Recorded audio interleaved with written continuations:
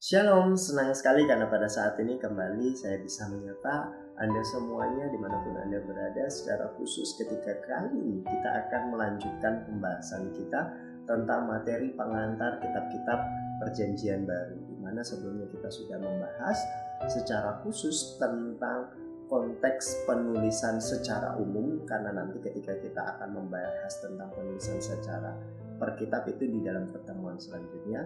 Dan kemarin juga kita sudah melihat tentang latar belakang penulisan berdasarkan pengaruh dari politik, perekonomian, sosial, dan lain sebagainya. Dan kali ini kita akan membahas tentang kanonisasi kitab, dan juga kita akan membahas sedikit apa yang dimaksud dengan kitab Injil.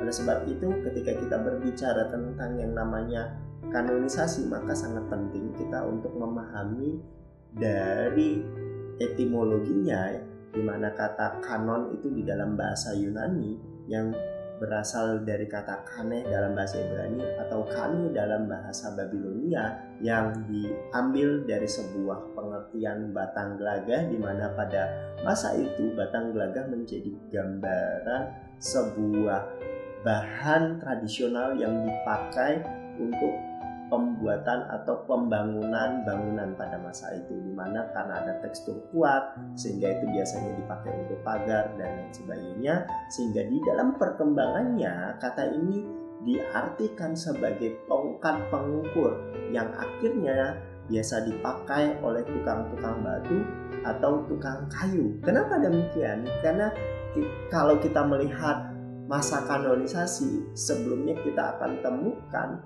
fakta sejarah bahwa ada banyak kitab-kitab yang tersebar di masyarakat pada waktu itu, sehingga untuk memastikan apakah kitab itu berasal daripada rasul-rasul, apakah itu berasal dari saksi-saksi atau merupakan kitab-kitab palsu, maka disinilah pentingnya kanonisasi. Sebagai tadi, tongkat pengukur, standarnya harus ada. Jangan sampai semua kitab dikatakan ini berasal daripada rasul, padahal bukan berasal daripada rasul. Oleh karena itu, ketika kita berbicara soal pengertian kanonisasi, maka akhirnya kata ini menjadi kiasan bagi pedoman norma standar atau ukuran model pengukur, sehingga kita bisa lihat di dalam Galatia pasal 6 ayat yang ke-16, 2 Korintus pasal 10 ayat yang ke-13, 15 sampai dengan 16, itu menjadi bagian yang bisa dikatakan sebagai standar ukuran tertentu, di mana di bidang kesusastraan kanon menunjukkan sebagai kumpulan tulisan yang dianggap baik dan dijadikan contoh karena memiliki keaslian bahasanya. Jadi bukan berdasarkan sembarangan atau aku suka ini kemudian ini dimasukkan sebagai kitab, enggak, tetapi apakah itu benar-benar asli sesuai dengan bahasanya, sesuai dengan penulisnya yang sesungguhnya. Jadi ketika kita bilang itu bukan, ya harus ada standarnya. Apa sih patokannya? Nah, ini yang makanya menjadi pengertian dari kanonisasi, di mana berkaitan dengan Alkitab, kanon itu menjadi sebuah kumpulan yang sudah teruji keasliannya atau keabsahannya sebagai kitab yang diilhamkan oleh Allah. Dalam proses kanon tersebut, maka ini menjadi bagian yang kita harus pahami, meskipun itu adalah kumpulan-kumpulan tulisan dari para penulis-penulis yang ada, tetapi semuanya tadi merupakan bagian di mana Allah juga ikut ambil bagian memberikan pengertian, pemahaman, petunjuk, bahkan membimbing, sehingga semuanya itu memang ditulis oleh manusia tetapi berasal daripada Allah. Sehingga kitab-kitab yang termaksud dalam daftar tersebut atau kanonik itu disebut sebagai kitab-kitab kanonik. Kenapa demikian? Karena tadi diyakini keabsahannya, diyakini itu merupakan karya tulis yang berasal daripada rasul-rasul, nabi-nabi, dan juga orang-orang yang diyakini sebagai penulis yang sah karena berdasarkan juga dengan isinya, sehingga tadi semuanya berasal daripada Allah, di mana Allah menggunakan penulis-penulis manusia untuk menyatakan kehendaknya kepada umat manusia. Oleh sebab itu, ketika kita berbicara soal garis besar proses pengkanonan kitab Perjanjian Baru, maka kita akan melihat bahwa di dalam penulisan materi kitab Perjanjian Baru itu dimulai pada awal abad pertama, dan itu menjadi bagian di mana kemarin kita sudah bahas kurang lebih dituliskan dari tahun 50 Masehi sampai dengan tahun ke-100. Jadi 50 sampai dengan 55 tahun dalam masa penulisannya. Di mana waktu itu naskah kitab Perjanjian Baru ditulis dengan tangan oleh para penulis Alkitab dalam lembaran papirus.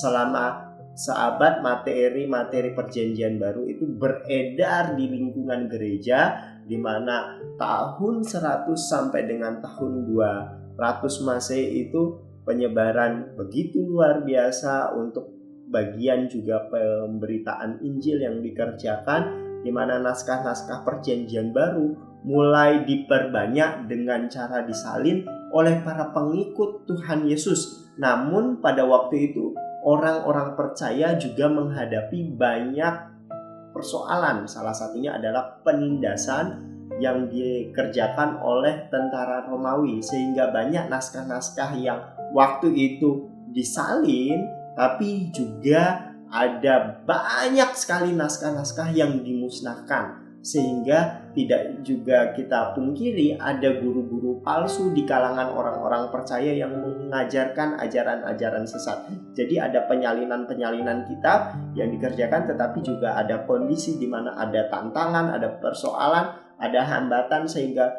salinan kitab yang ada itu juga dimusnahkan. Ya, ketika diketahui dimusnahkan karena waktu itu begitu luar biasa perkembangan kekristenan, sehingga mereka berupayakan untuk sedemikian rupa bisa menghambat perkembangan pemberitaan Injil. Terlebih pada masa itu juga ada pengajar-pengajar sesat. Dan menjelang akhir abad kedua, keempat Injil secara khusus Matius, Markus, Lukas, serta Kisah Para Rasul dan juga surat-surat Paulus yang sangat dihargai, hampir semuanya disalurkan, diedarkan. Namun ada juga banyak perdebatan yang masih berlangsung terhadap kitab-kitab, contohnya Ibrani, Yakobus, 2 Petrus dan 3 Yohanes, serta juga kitab Wahyu dan juga kitab Yudas. Ya, jadi ketika kita berbicara soal kitab-kitab itu memang selalu ada perdebatan, di mana Ignatius, Clement dari Roma, dan Polikarpus juga telah menjadikan tulisan-tulisan ini menjadi pengakuan yang luas, di mana verifikasi keaslian materi juga berlangsung selama seabad. Di tahun ke-200 sampai dengan tahun 300, dalam masa ini naskah asli mulai dikumpulkan dan kembali diuji keasliannya. Hal ini ya yang dilakukan karena saat itu begitu banyak naskah-naskah Alkitab yang beredar, serta muncul bahkan juga ada beberapa model kanon. Nah, inilah yang menjadi bagian di mana Ignatius, Clement, dan Polikarpus yang waktu itu menjadi tokoh-tokoh gereja, mereka mulai memikirkan apa sih standar, apakah kitab itu benar atau tidak. Di mana kanon Muratori yang dinyatakan oleh gereja Roma pada tahun 200 Masehi itu meliputi sebagian besar Perjanjian Baru seperti yang sekarang ini, serta menambahkan Wahyu Petrus dan Kebijakan Salomo. Dan pada tahun 200 Origenes dari Alexandria juga menyusun sebuah daftar kitab, di mana ada persetujuan kanonisasi yang akhirnya tercapai pada tahun 300 sampai dengan 400 Masehi. Pada masa itu para ahli mulai menetapkan kitab-kitab yang dapat disebut sebagai kitab yang diilhamkan Allah atau kitab-kitab kanonik berdasarkan sebuah persetujuan yang dilakukan melalui konsili. Jadi ini menjadi bagian perkembangan yang terjadi dalam sejarah kekristenan pada waktu itu, di mana ada penggunaan pertama ditemukan di dalam keputusan Athanasius di dalam Konsili Nisea, di mana ia menyatakan bahwa kitab Gembala Hermes itu tidak termaksud di dalam kanon. Jadi Kalau kita lihat sebelumnya ada kitab Gembala Hermes, itu akhirnya dinyatakan pada saat itu tidak masuk di dalam kanon. Kemudian di dalam konsili Laodicea yang diselenggarakan di Phrygia pada tahun 363 Masehi itu ditetapkan bahwa hanya kitab kanonik saja yang boleh dibacakan dalam gereja. Kenapa demikian? Karena pada waktu itu ada banyak kitab-kitab yang tidak masuk kanonik itu dibacakan dengan mudahnya di gereja, sehingga ini juga mempengaruhi pandangan cara berpikir jemaat pada waktu itu berdasarkan kitab yang mereka dengar. Karena kita harus pahami bahwa dari apa yang mereka dengar, mereka memperoleh pemahaman. Sedangkan apa yang didengar dari kitab itu belum tentu berasal daripada Allah, belum tentu menumbuhkan pemahaman jemaat di dalam pengertian yang benar akan Tuhan. Sehingga inilah yang akhirnya di tahun 363 itu diselenggarakan tadi konsili Laodicea yang akhirnya menetapkan bahwa kitab-kitab kanonik saja yang boleh dibacakan di dalam gereja. Selain itu tidak boleh dibacakan. Kemudian Athanasius pula lah yang pertama kali pada tahun 367 mengidentifikasi ke-27 kitab dalam Perjanjian Baru sebagai kitab kanonik, dan itulah yang menjadi latar belakang dari 27 kitab itulah yang diyakini sebagai bagian dari kanonik bagi orang Kristen, di mana dalam kriteria kanonisasi kita harus pahami ada berbagai kriteria di dalam proses pengkanonan.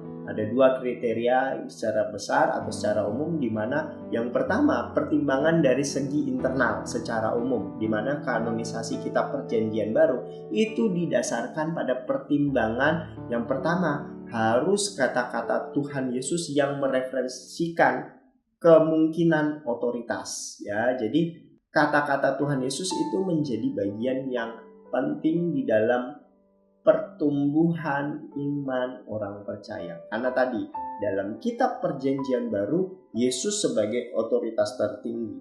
Sehingga ketika kita berbicara soal apakah ini benar berdasarkan kata-kata Yesus, ini menjadi bagian utama di dalam penulisan. Kemudian berdasarkan laporan-laporan para saksi mata yang diterima sebagai suara yang berotoritas. Jadi para saksi mata yang diyakini sebagai orang-orang yang sungguh-sungguh absah.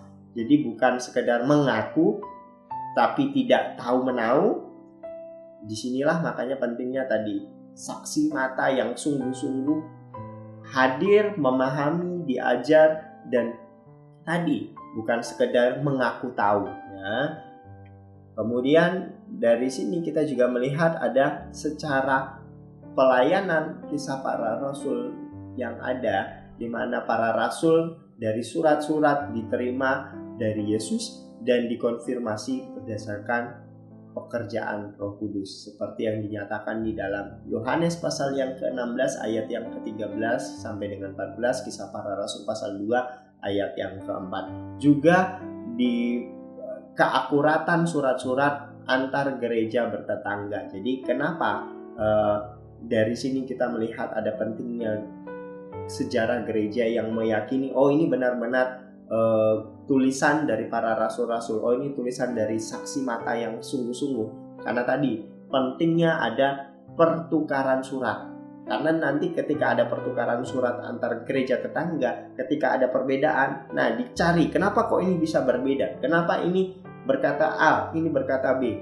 Nah di situ yang akhirnya harusnya, karena kalau itu benar-benar pasti tidak ada perbedaan. Nah di sini pentingnya ada seleksi yang sangat ketat supaya dari situ dipahami benar ini berasal dan yang asli berasal daripada Tuhan, dan yang palsu pasti berbeda dengan kehendak Tuhan. Kemudian pasca syahidnya para rasul-rasul, urgensitas kanonisasi ini menjadi kian penting. Kenapa? Karena pada waktu itu kita tidak dapat pungkiri ada penganiayaan yang terjadi di kalangan kekristenan, di mana orang Kristen dianiaya, termasuk secara khusus rasul-rasul dianiaya, bahkan banyak mati syahid, sehingga sangat penting untuk segera mengkanonkan. Karena kalau pada waktu itu awalnya hanya bicara soal menuliskan untuk memberitakan Injil, tetapi dalam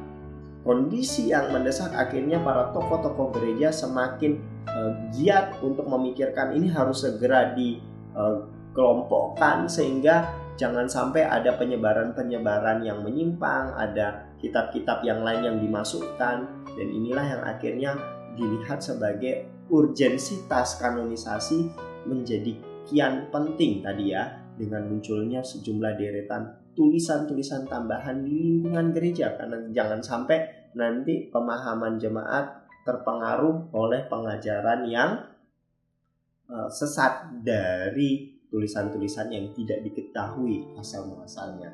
Kemudian kalau kita melihat bagian yang kedua, di mana ada pertimbangan dari segi eksternal. Kalau tadi internal, sekarang eksternal, di mana ada pertimbangan dari luar Alkitab, yaitu kutipan bapak-bapak gereja. Nah, ini menjadi hal yang penting. Kenapa? Karena ada faktor yang semakin memperkuat berdasarkan pertimbangan dari tokoh-tokoh gereja pada masa itu, di mana kutipan Justinus Martin yang dinyatakan pada tahun 100 sampai dengan 160 Masehi, dia menyinggung keempat Injil, Kisah Para Rasul, dan surat-surat Paulus sebagai bagian yang benar dan layak untuk masuk kepada kanon. Ya, kemudian kutipan Irenaeus yang diperkirakan itu tahun 170 Masehi mengakui semua kitab Perjanjian Baru itu tadi yang 27 kitab itu adalah tepat sesuai dengan kanon yang ada. Sehingga dari situlah kita melihat ada perkembangan. Kenapa? Karena waktu itu kalau kita lihat di dalam kekristenan ada banyak kitab-kitab yang bersebaran. Ada banyak kitab, dan inilah yang makanya nanti kita temukan dalam kondisi di mana ada kitab-kitab lain yang mungkin kita akan temukan ada perbedaan antara keyakinan Kristen dengan keyakinan Katolik, di mana kita akan melihat bahwa pada masa itu juga ada kitab-kitab yang digolongkan juga dimasukkan. Tetapi kalau di dalam kekristenan ini tidak dimasukkan. Tetapi sangat penting kalau kita memahami bahwa pada masa itu akhirnya di tahun 1546 Gereja Katolik menambahkan 11 kitab apokrif yang tercantum, di mana ada kitab Tobit, kitab-kitab tambahan, kitab Ester, kitab Sirah, kitab Yeremia, kitab Susana, kemudian kitab 1 dan 2 Makabe, kitab Yudit, kitab Kebijaksanaan Salomo, kitab Baru, kemudian kitab Kidung Ketiga Pemuda, dan kitab Bel dan Naga. Jadi ini menjadi bagian yang kalau kita temukan ada di dalam kitab Katolik. Kenapa? Karena mereka meyakini bahwa kitab apokrif yang masuk ke dalam masa Deuterokanonika itu menjadi bagian di mana dianggap sebagai kondisi-kondisi yang tersembunyi, dan kitab-kitab apokrif ini adalah sejumlah kumpulan yang tertulis dalam sebuah perjanjian lama. Ketika dituliskan itu juga termaksud di dalam Septuaginta, terjemahan perjanjian lama dalam bahasa Ibrani ke bahasa Yunani, sebagai tambahan kitab-kitab dalam perjanjian baru. Jadi di mana masa intertestamental ini menjadi masa yang dikaitkan di antara perjanjian lama, kemudian di antara perjanjian baru. Jadi tengah-tengahnya itu dikatakan kitab intertestamental. Nah, oleh sebab itu kalau kita lihat ada perbedaan, nah ini berdasarkan keyakinan. Tapi kita fokus kepada keyakinan kekristenan, di mana kaum umat Kristen meyakini hanya 27 kitab saja yang masuk kepada kanonisasi, sehingga total tadi ada 66, di mana kitab perjanjian lama itu ada 39 kitab, sedangkan kitab perjanjian baru ada 27 kitab. Oleh sebab itu ketika kita berbicara tentang kanonisasi, maka sangat penting nanti kita akan masuk di dalam kitab Injil, di mana Injil-Injil sinopsis ini memiliki bagian yang penting di dalam awal perkembangan Kristen. Kenapa? Karena Injil-Injil sinopsis ini menjadi kitab yang sangat penting sebagai dasar awal perkembangan sejarah Kekristenan.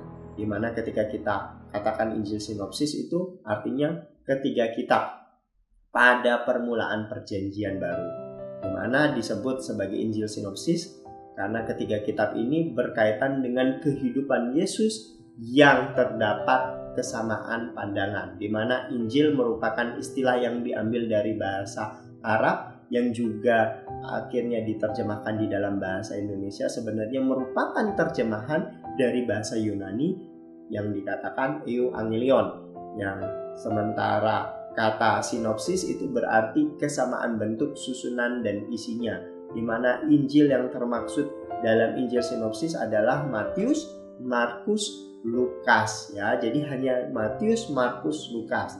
Di mana di sini ketika kita berbicara Injil sinopsis yang artinya hanya Matius, Markus, Lukas. Kenapa kok Matius, Markus, Lukas? Karena kalau kita melihat Matius, Markus, Lukas, di situ kita akan menemukan ada pemberitaan tentang kelahiran Yesus Kristus.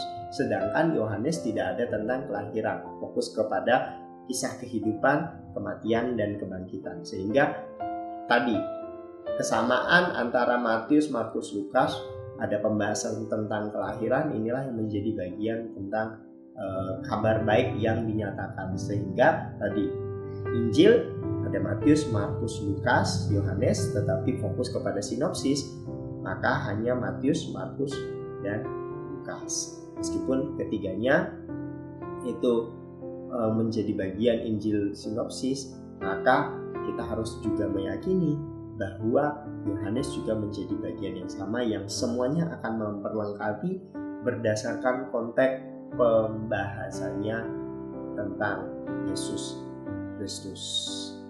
Jadi ini yang bisa saya sampaikan berdasarkan dengan latar belakang tentang kanonisasi dan sedikit pengertian tentang Injil sinopsis. Semoga bisa memperlengkapi kita, karena nanti selanjutnya kita akan masuk kepada pembahasan secara khusus di kitab-kitab selanjutnya. Kalau ada pertanyaan atau ada yang mau ditambahkan, kita bisa share bersama-sama melalui kolom chat dan komentar. Semoga melalui video ini sedikit memberikan wawasan bagi kita. Tuhan Yesus memberkati. Amin.